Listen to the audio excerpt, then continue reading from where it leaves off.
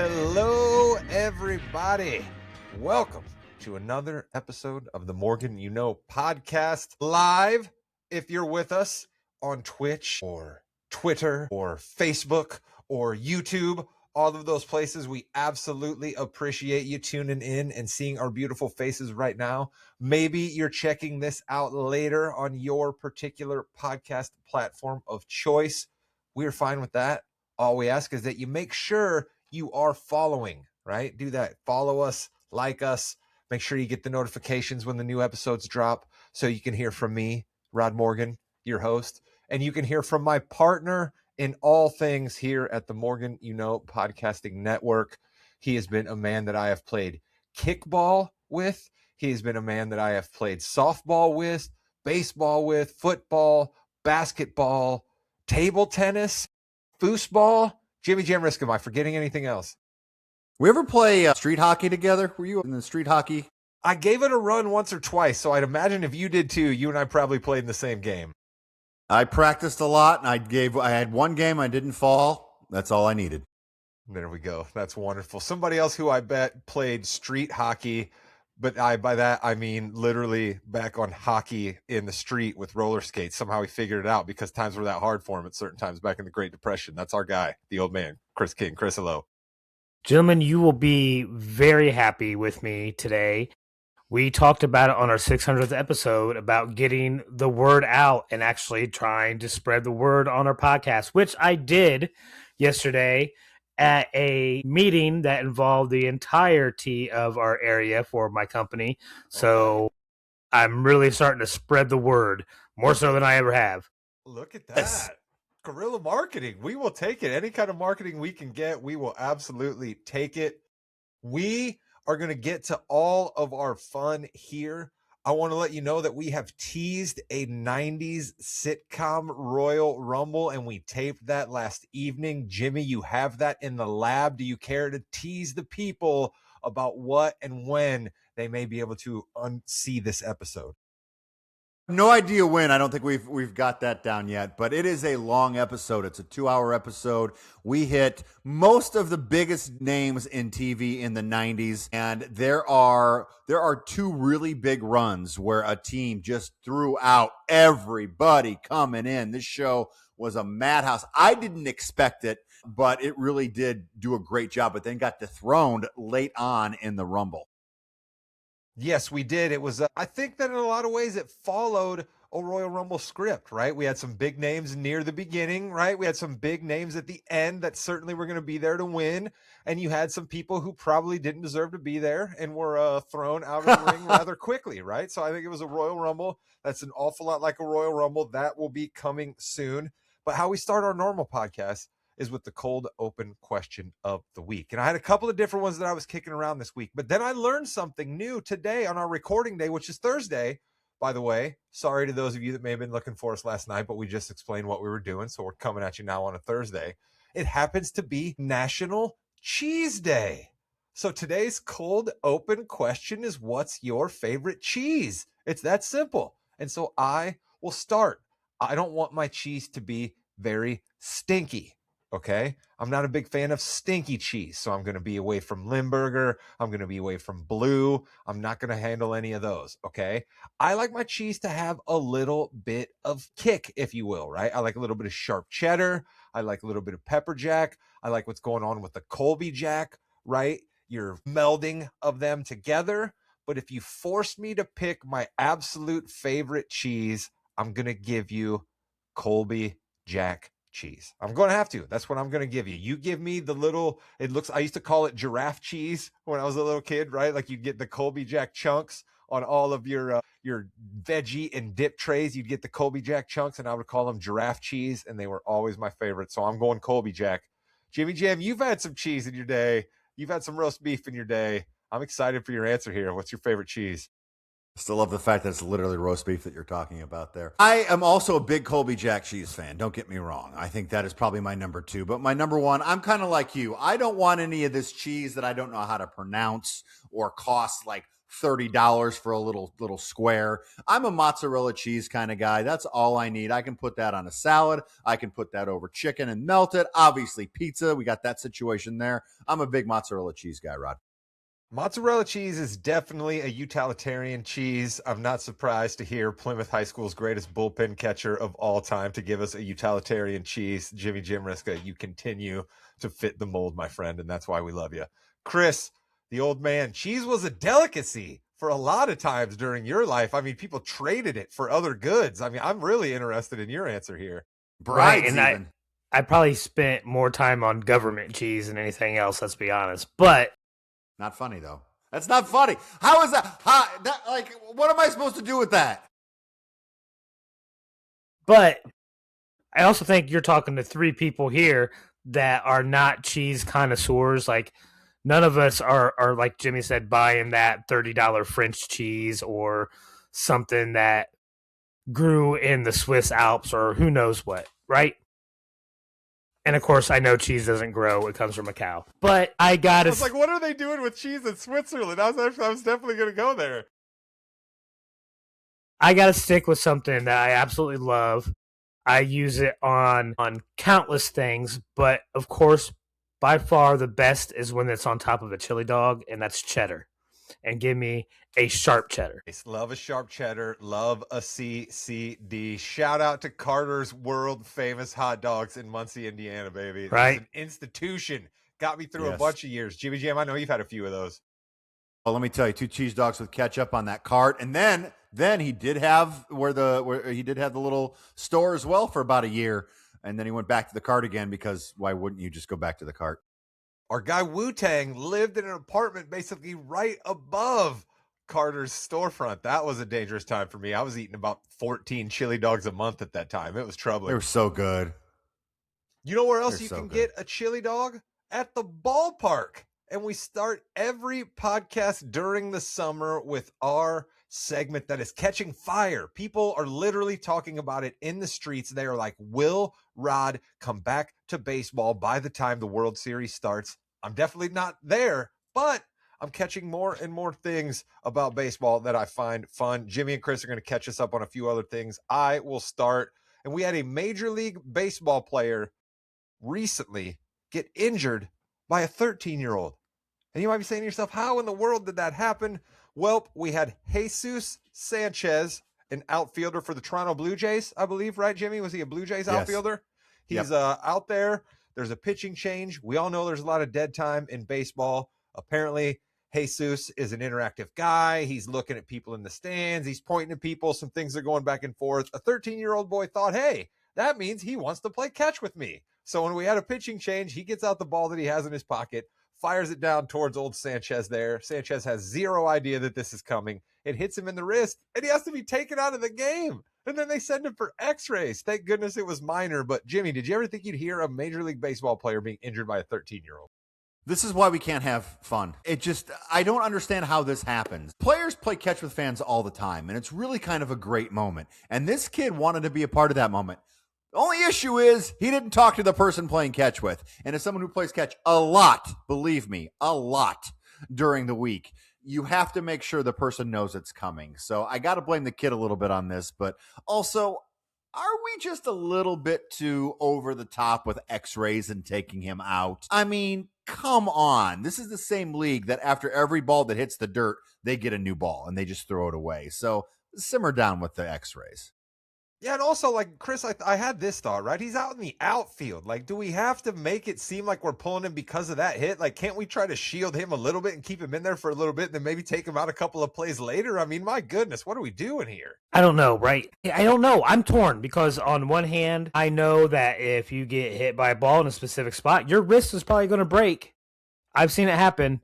So I don't know. And these guys, you guys tell me all the time, they're trying to protect a multi-million-dollar investment they have, right? So maybe take a little bit extra caution in early June. If it's as late August and you're still fighting for a playoff spot, maybe he fights through it. I don't know. That's my take. You continue to amaze me. Chris defending an organization here at this point. He's the voice of the fan, ladies and gentlemen. You never know what he's going to give to us. You absolutely don't. Jimmy Jam, you understand the journey to Rodtober assignment. Chris has proved a couple of times in the past that he doesn't get it. He says stuff that he wants to talk about. He's not bringing, well, actually, no, last week he tried with his WWE theme. So he's trying. Maybe he's getting it too. I'll be interested for his answer this week. But you know, to bring up a baseball player I've heard of before, a baseball player from a time when I watched a lot of baseball. So you dangled in front of me Oral Hershiser. What do you got for us? Yeah, Christopher Sanchez was on a record pace to get to 51 scoreless innings for the Philadelphia Phillies. Done a terrific job. He has not been scored on since April, and he came up short, just like a lot of people do in baseball. 50 2/3 innings he got to before he gave up his first earned run since April. We're seeing a lot of those stats this year. We had our first no-hitter in over a year. We've had a lot of great pitching performances, including this one, Rod, where it's just kind of a great story and how difficult it is to go that long without giving up an earned run. Even Shohei Ohtani, whose ERA right now is .8. It's ridiculous. Has given up 5 earned runs this season. You got to love that. I even remember when Oral, excuse me, Hershiser was in the middle of that streak, and like he never seemed all that imposing. You know what I mean? Like his stuff never seemed all that filthy. And so like for a guy to be able to do it now with the way everybody's launch angle and swinging and home run or strikeout, I'm pretty amazed by that stat. Chris, what do you got for Journey to Rodtober this week? Well, we kind of talked about it before, and you brought it up once, Rod, where you were amazed at some little league type home runs that you've seen in the league. And let me tell you, there's been a lot this year. We have seen 5 or 6 inside the park home runs already this year. Let's go. And the other week we had another fantastic, like if you like sports bloopers, where another home run was given up by bouncing off the head of one Joe Adele. Okay, Jose Canseco has company. Let's go. Well, it's just karma. It's karma because Joe Adele took all those home runs away from people, so he needs to give at least one back. I like that. Karma's strong. You can't fight karma even in baseball. We talked about the Cubbies having a bad losing streak. Guys, where are the Cubbies at before we turn away from baseball? 2 games Not above ideal, 500. Not ideal, but we're 4th in the Central, and the Central is still by far the best division in baseball, though, with some of the best pitching, unfortunately. Every single team is above 500. Every single team has 31 wins or more, which is pretty phenomenal when most of these teams were thought to suck. All right, listen, I've been away from baseball for a while, and I know that they've tweaked the playoffs. Is there a slot for team from the hardest division in baseball? Like, will the Cubs get any kind of a benefit for them being able to say that, hey, we were last, but it was the hardest division in baseball? Do they get anything for that? Chris is yep. even wow. Right. Unfortunately not, except that more than likely you'll see both wild cards coming from the Central and not somewhere else. All right. Well, great. So 3 of the 4. Wonderful. Yeah, that should make Cub fans feel even better. All right, well, listen, that's enough with baseball. That's enough with cheese. There was a pretty seismic event in the National Basketball Association last evening, and there's only one man that I would trust to lead us in an NBA discussion, and that's James Thomas Jamriska on the Fast Break. It's time for the Fast Break, the fastest 15 minutes in sports. We had our Game 7. We all know what happened. We've actually had our Game 1 in the NBA Finals, but really want to do a quick recap and kind of figure out what the next steps are. The Thunder lose to the Spurs. Spurs go into OKC and win 2 games. Unbelievable job by a team that in Game 7 played like they were veterans, and I love that. Let's talk about the Spurs here. I thought they did a terrific job maintaining their composure and doing what they needed to do, Chris. Right. At least me, I was concerned that they were still a little bit inexperienced. I thought OKC being, even though they're technically younger, as far as the roster is concerned, top to bottom, than San Antonio, they have more of that deep playoff experience just from last year. And I thought that was going to at least clinch it in one of those 2 games. So you got to give it to San Antonio. They played gritty. They played tough. They had guys playing through injuries too. Wemby stepped up when he needed to. Kudos. They deserve to be there. Rod, this was a game. You're a huge basketball fan. You must have loved Game 7. It's shaken me to my core, honestly, Jimmy, is what it's done, because I have believed one thing in my heart, right? We've seen the NBA go through waves and different styles of play, and different rules have been instituted to make something go away and something else comes in vogue. But the one thing that's always been true is you don't run right to the championship, okay? We all know about the Bill Walton exception, but do you know what happened with the Bill Walton exception? He was never allowed to have the rest of his basketball career, okay? He took the Portland Trailblazers all the way to the championship as a young man, but basically the basketball gods were like, that's not right. He lost the rest of his career. So what we have seen throughout history is all of the greats have to vanquish somebody. And the Spurs haven't had to vanquish anybody yet. And then they walked right into OKC, the defending champs, and they did not falter. I did not know what to do. I don't proclaim to have all the answers, but I thought for sure the young kids on San Antonio would fold at some point, and they did not in game 7. And even though they lost game 1, Jimmy, which I know we're not there yet, but even though they lost game 1, they didn't really fold in that either. They continue to impress me. They did. And you got to give a shout out to the Thunder, too. They were missing 2 of their top, let's be honest, in this series, 3 players in that game 7 and most of the series as well. I want to know what you would do moving forward. If I am the Thunder, there's 2 ways you go about it. Is Chet's soul just gone? And is he done on the Thunder? And does he just need to change the scenery? Or do you want to run it back? The only way I would trade Chet is if you're getting someone younger and about half the cost. That's pretty much it. But if I'm the Thunder, I stand pat. I use a couple of those draft picks maybe to get some other additional shooting, some role players to help Shea out a little bit. But I'm not going to make any big changes. I don't think that needs to happen, Rod. I don't like being put in the position of thinking what OKC should or shouldn't do. I don't like the idea of being in Oklahoma. I don't like the idea of wearing a cowboy hat. I don't like the idea of having to root for Shea Gilgeous-Alexander. But I will say, when it comes to the NBA, do what Pop would do. Okay, I just went on a little bit of a diatribe about how maybe experience doesn't mean what it used to mean, but there are still certain sainted minds in professional basketball, and Greg Popovich is one of them. Okay, and we saw one of the greatest championships in NBA history won by the Spurs after a heartbreaking defeat to the Heat in the finals. They stuck together. Nobody bailed ship. They said, we're coming back next year. And that was an incredible finals. That was one of those finals that I will remember. I felt invested in it, even though I'm not a Spurs guy or a Heat guy. And I can't believe I'm saying it, but I want to see the Thunder stick together and come back and try to overtopple Wemby one more time, because that's the best narrative. That's the best drama for basketball. And ultimately, that's what I want. Chris? Yeah, I would do the same thing. I'm sorry, but you win a championship, you just miss out on getting back to the finals to win a championship game with essentially the same core. I think you do that. I think if nothing else, you expect Chet to improve. You know, he seemed to be healthier this year than he has been in the past. Maybe he's going to be able to have a proper offseason where he's not going to be recovering as much. You hope that he then comes back as a better player, a more consistent player that can help put up more of a defensive type stop against somebody like Wemby, because I think that's going to be key. So if you are the Thunder, Chris, and you're trading Chet, you're trading him, would you rather trade him as part of a package for Giannis, or maybe for a top 6-7 pick in the draft to get younger? Thunder don't need to get younger. They're still the youngest team in the NBA. They're younger than the Spurs. I kind of meant I meant younger and cheaper. I think cheaper would be the better word. Sorry. Cost controlled also would be a good buzzword there, Jimmy. Right. That's why you're the hostess with the mostest.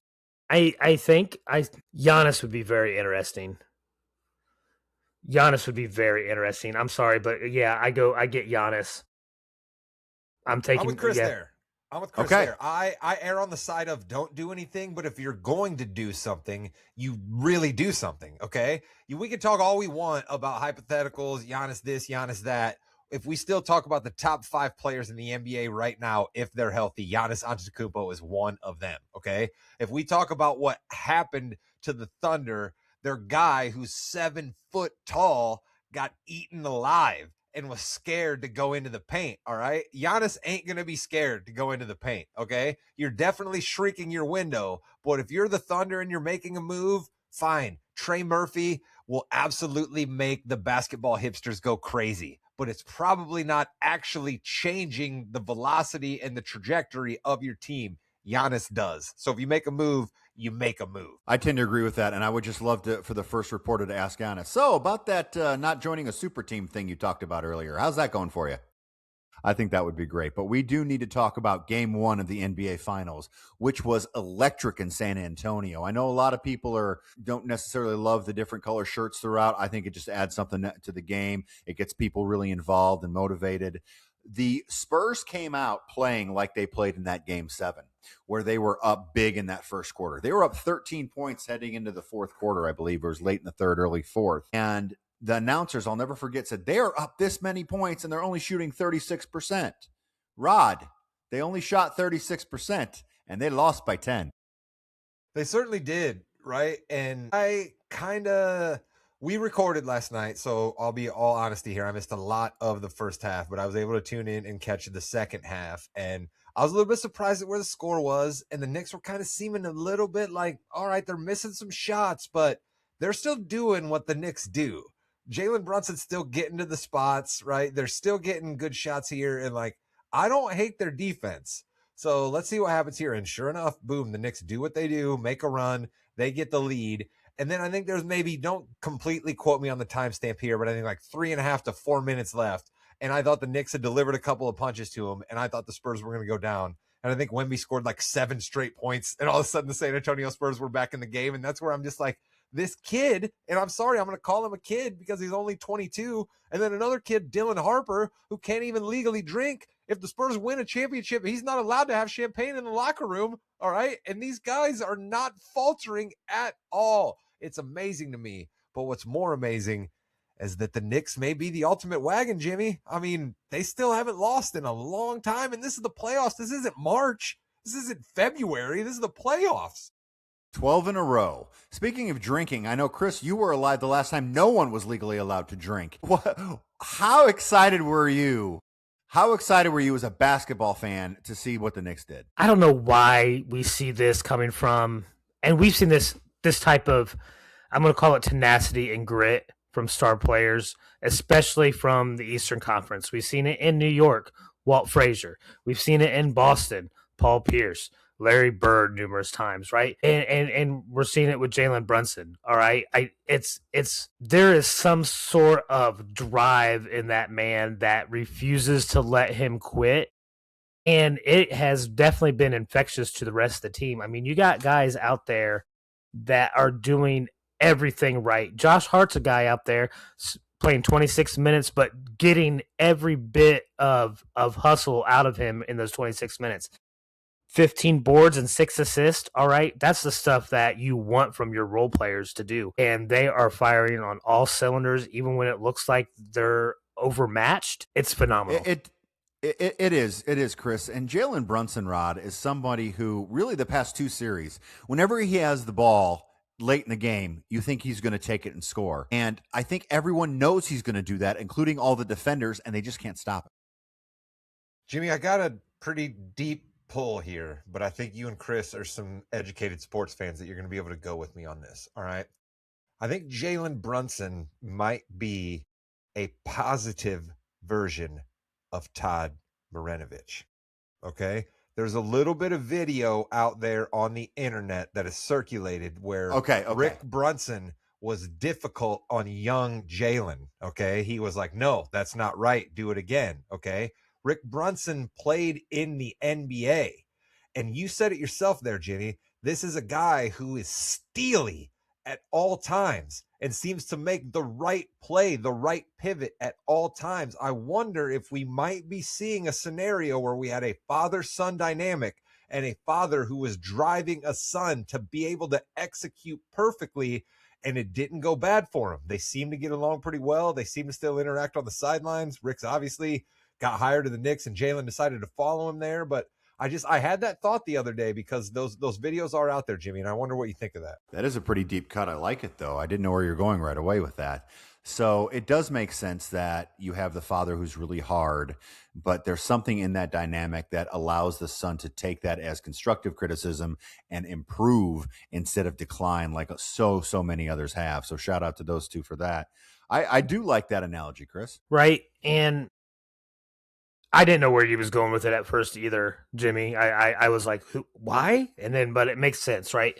And we also don't see a lot of the other parts, right? We see what's on the videos, and that just may be how they have discussed how they needed to train. If you have a serious discussion with your son, and the son's dream is to reach this pinnacle, and you are a person that has specific knowledge and knows how to get to the finals because you've done it, then you have that conversation with your son and be like, this is what it's going to take.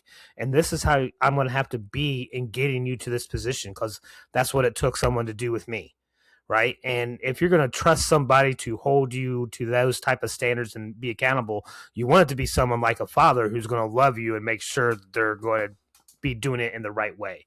So it's worked out in this situation, I think. And if you're a Knicks fan, you can't be happier because you have a guy that isn't going to fold no matter what kind of scenario is being put in front of him. Well, let's go there now, Jimmy. What do you think the atmosphere at the Garden is going to be like Monday night at 8:30? I mean, honestly, right? Again, I made the joke last podcast about Bing Bong Guy. That was game 2. Okay, that was game 2 of the regular season. The Knicks beat the Celtics, and fans were going absolutely crazy in the street. The New York City Police and Mayor Mondani have decided to allow a watch party. Do you think there will be a watch party for game 4? I guess that's the way we should tackle this question. No, I don't think so. And I mean, the president is going to game 3, so that's going to be heightened all over the place. They should have 20,000 Danhausen masks all in there. There's going to be, I think the cheapest ticket now is in the $4,000 range to get in there because they're smelling it. They're smelling sweep right now in New York. And we all need to calm down. It's one game at a time. They were smelling sweep in San Antonio when it went to game 7, and anything could have. Listen, San Antonio's not out of this game at all. San Antonio played like a rookie team. Victor Wembanyama shot 9 3-pointers. He should shoot 3 in a game, okay? He was 6 of 21. He should be a lot closer, 5, whatever. He shouldn't shoot 9 3-pointers in a game. It seemed like they were all a little rattled. They need to figure things out a little bit. They've got to figure it out in game 2 because if they don't win game 2, all bets are off. I mean, the blood in the water that Garden crowd will have if it's 2-0 going to Madison Square Garden for game 3 is just going to be insane. I tend to think that Wemby and those guys are going to show up and show out Friday night. That's my prediction. I think the Spurs are going to even things at 1-1. All right, well, that's going to do it for the fast break. And now we're going to go to, yeah, we know, it's wrestling. I'm literally in my parents' basement podcasting. So, yes, we are those people, and that's perfectly fine.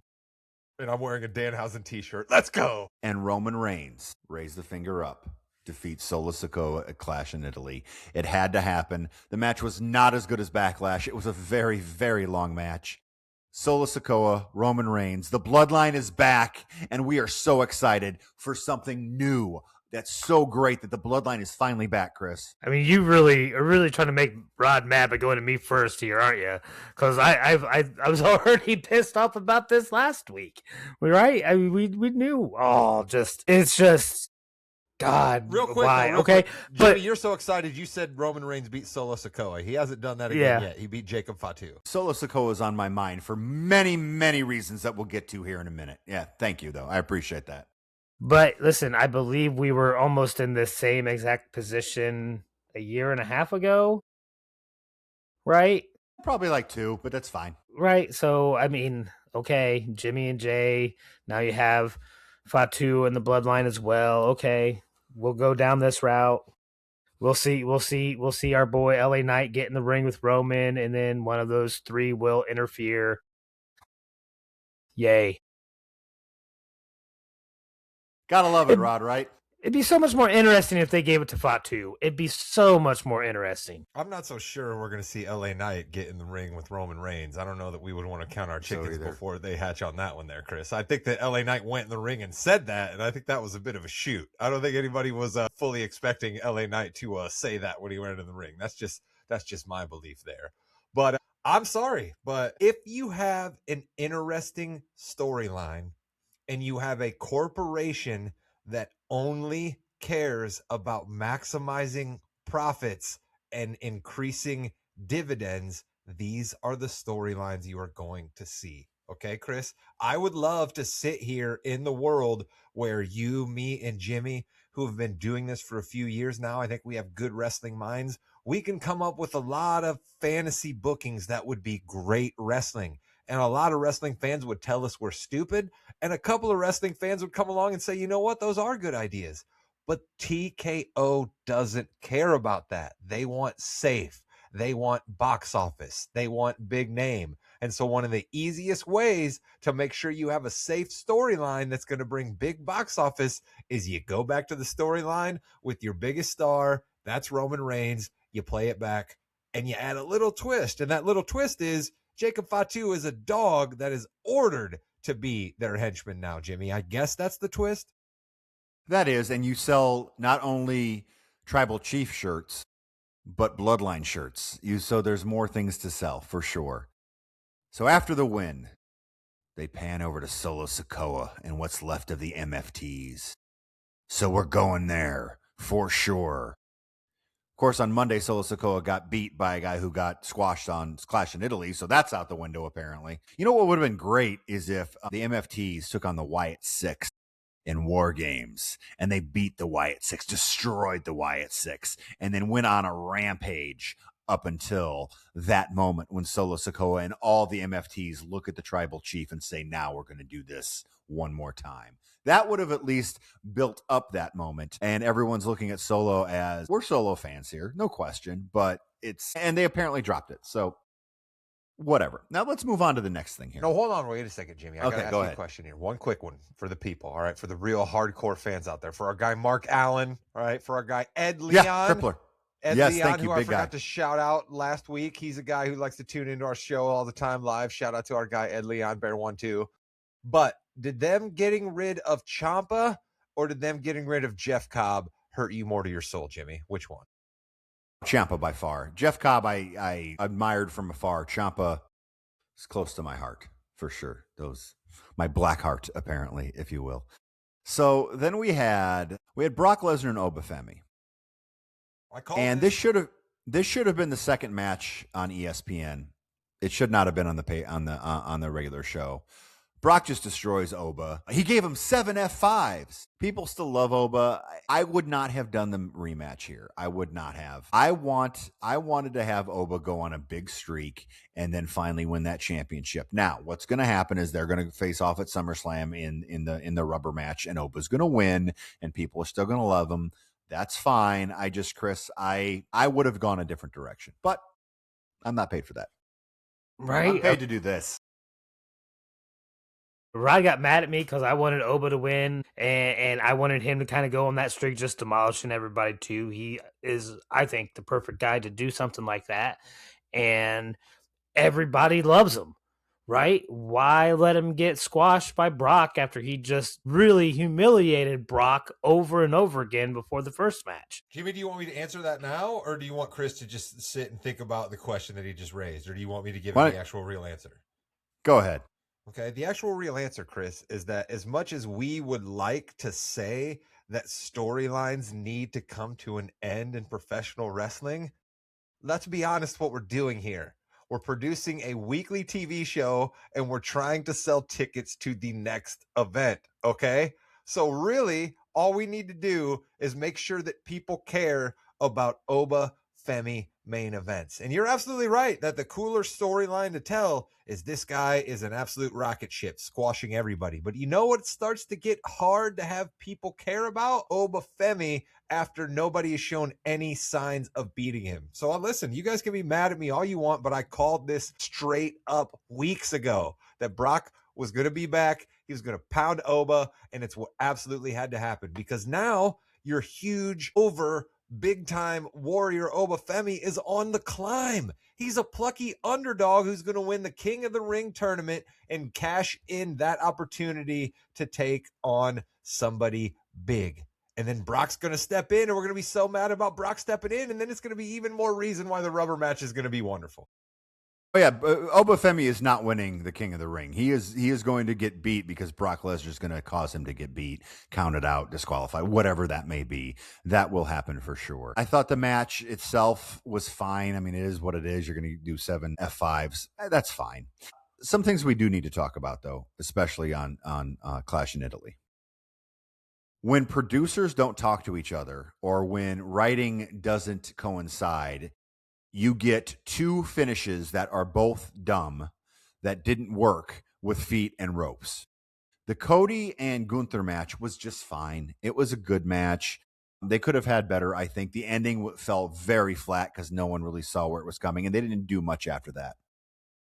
The Jade Cargill Rhea Ripley ending when B-Fab missed her foot is ridiculous, and she had to put it on the rope herself. And then Charlotte Flair put Rhea's foot on the rope, and it's too much rope here, people. I didn't like that at all, especially with both of them being on ESPN. Now, I know I went back and forth here. I want to get your feelings, but I do want to say I think we have to give credit to Rhea Ripley and Jade Cargill because their match was a lot better than it should have been. Okay. I'm not going to disagree with you that their match was a little bit better than it should have been, but are you 100% positive that you want to come on this podcast that is watched by dozens and say that Jade Cargill has something to do with why that match was good? Or do you want to say that a veteran like Rhea Ripley, who's a phenomenal professional wrestler, carried Jade Cargill through that match? Because I think you should choose your words wisely here because you're our expert around here.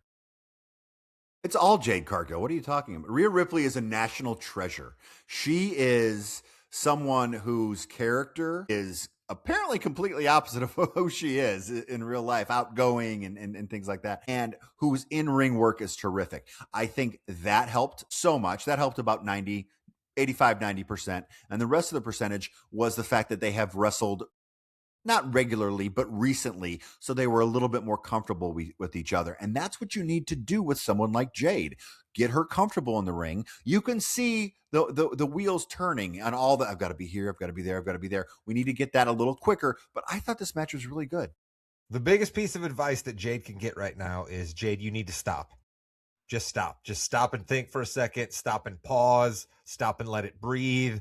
You know what I mean? Like you can tell is just powering through. This is what the match is supposed to be. This is what the script is. And it's like, hey, the whole deal here is you want to build and build and build. There's a reason Roman Reigns makes people wait 7 minutes for him to get into the ring and wrestle. Okay. Like there's something about building anticipation. There's something about making the crowd want it. And they just start frothing at the mouth, and Jade just blows right past it. Like I'm the third base coach putting up the stop sign, and Jade Cargill's like, no thanks, coach. I'm blowing right by. Chris. Rod's right. How many times have we've heard wrestlers talk about, like, everyone says, like, hey, slow down, take your time, let that crowd react, give yourself a break to breathe, right? Walk around. Like you hear that all the time because wrestlers get nervous, get excited, want to get to that next spot that they have to be in. But when you do take your time, when you do pause, I love it, and it drives me nuts when they do this, because I'm like, why are you just prancing around the ring? Go beat them up some more and pin. It drives you nuts as a fan, and you want them to just stop doing it, but it makes it that much better of a match. All right, one more thing I do want to talk. Oh, Sol Ruca did beat Becky Lynch in the Intercontinental Championship match. It's tough because the crowd wasn't as behind her as they want her to be because she hasn't done anything yet, and she is the champion. Let's give her, she's the champ now. What do we do next, I think is the question, Rod. Too much too soon. It's too much too soon, man. Like we just, we ran Gunther there quickly after he got there, but it made sense to run Gunther there. And then they decided to keep the belt on him for a long time. And that told a cool story, right? We hoped that they might run Penta there quickly, and they didn't. Penta's been in our lives for quite a while before they finally put the Intercontinental belt on him, right? And that's why it makes much more sense for Penta to continue to have it, and he is a bit of a draw. I don't know about Sol Ruca, man. I don't know about Sol Ruca. I don't want to say whether I think it's right for somebody to be more Corey Rhodes and like a lifelong wrestling fan who's all about every aspect of the business, or if it's more right for somebody to be a Kevin Nash who doesn't really care about wrestling and came into it because it's an opportunity for them to be able to make money. I'm not entirely sure where Sol Ruca is, but I think I have an idea where she is right now, and I don't know. I just don't know. That's all I can say about Sol Ruca, Jimmy. So, first of all, we have to tell everybody, when you say names incorrectly, it's a Danhausen gimmick. Our New York fans did not appreciate how you said some celebrity names. Why? And I had to explain. I just came out and explained it to them, and they still didn't understand, even though it's a huge story going on there. So, Chris, I want to talk to you a little bit about your favorite wrestlers, Braun Breaker and Seth Rollins, okay? I know you're our big Seth Rollins and Braun Breaker guy. In the year 2026, Seth Rollins beat Braun Breaker on Monday Night Raw. Is that the right direction to go, or are we just going back to your favorite thing, the same old thing? Yeah, I did this on purpose. Yeah, right. For those of you listening, Rod is having an attack right now, I think. It has been a long road for me in this journey to becoming a fan of the Revolutionary. All right. So and I've came around to it, and I'm pretty sure I have called that. I wanted to see this happen. I thought that Rollins, as crafty of a veteran as he is, as good as he is, can overcome this Braun Breaker issue.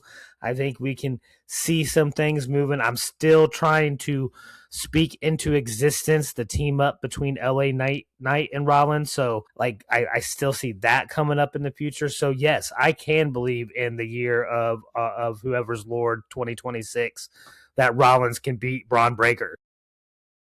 Jimmy, I don't appreciate what you're doing right now. I really don't appreciate what you're doing right now. And you are lucky that I respect and love you to death, and that I allowed this farce to go on for as long as it did. And I didn't interrupt you, and I didn't interrupt Chris. And I have not been personally invited on the Lopez family's vacation, but I would love to be. Okay. I would absolutely love to be, because there's no bigger fan of Seth and his work and what he does. And for you to come on this podcast and try to make it seem as if one of the best professional wrestlers in the game currently doesn't deserve to win a match is quite frankly ridiculous, Jimmy.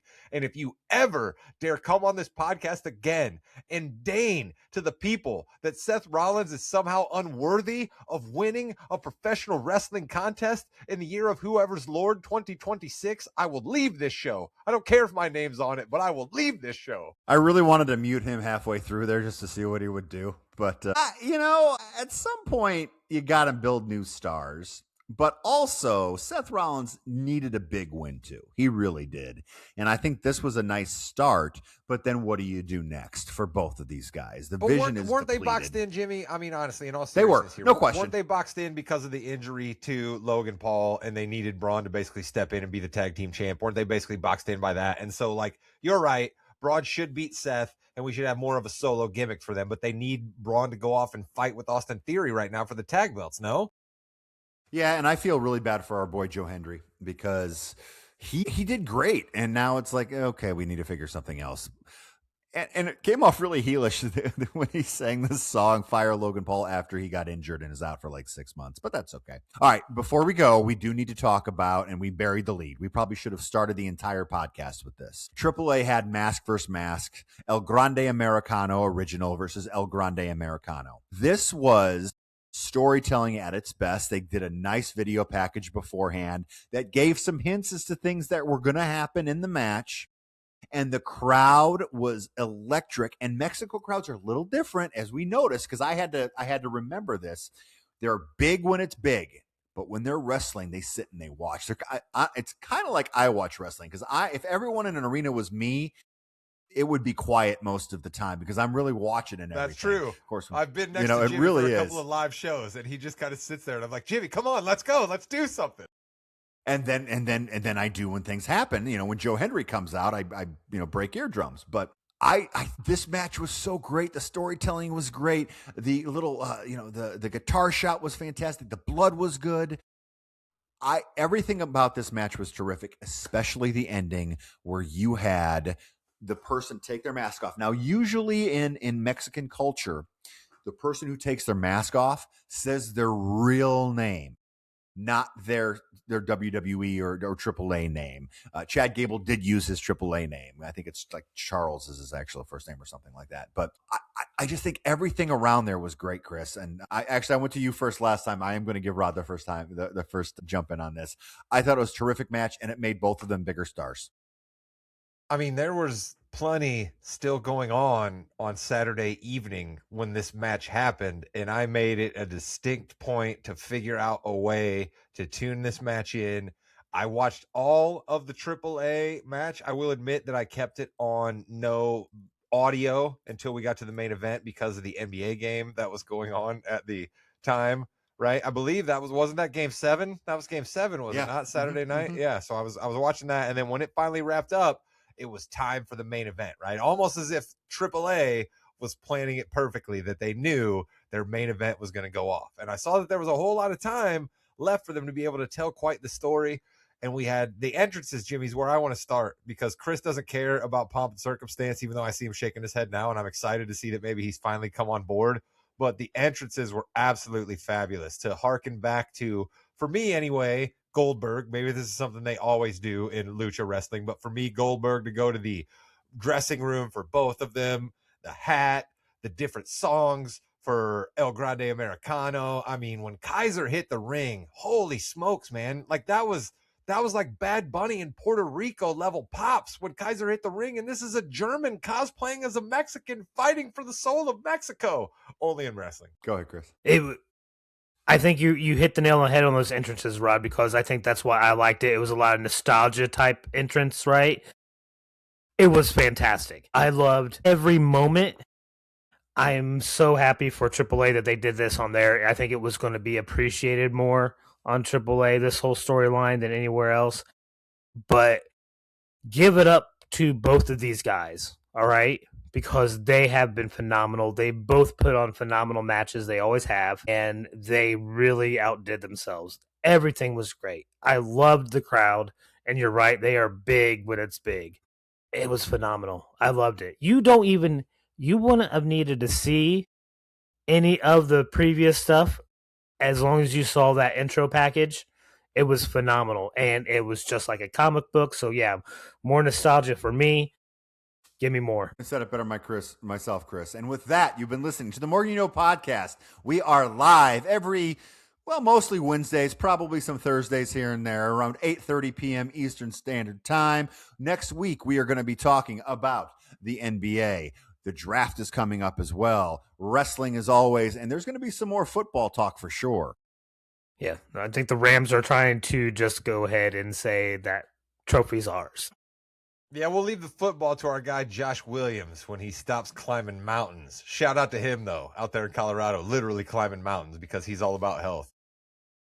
Like, comment, and subscribe. Goodbye, Internet. Is he really climbing mountains? I'm glad we're not recording anymore because I did not want to mention that Caleb Williams is on the Madden 27 cover and take the under on everything. Everything. That is so disheartening. Are you kidding me? We can't have nice things as Bears fans. Does this mean he's Vince Young now? He is on the cover of Madden. That is going to destroy us. He may not make it to the first game. He may not make it through OTAs. And Knicks, give Danhausen tickets. Right. Don't mess around with that. Who cares? Or maybe, what if the Spurs give him tickets and he curses the Knicks? He is all about human monies. San Antonio would be smart to do that. Some of that oil money, some of that river. That would be the smartest thing.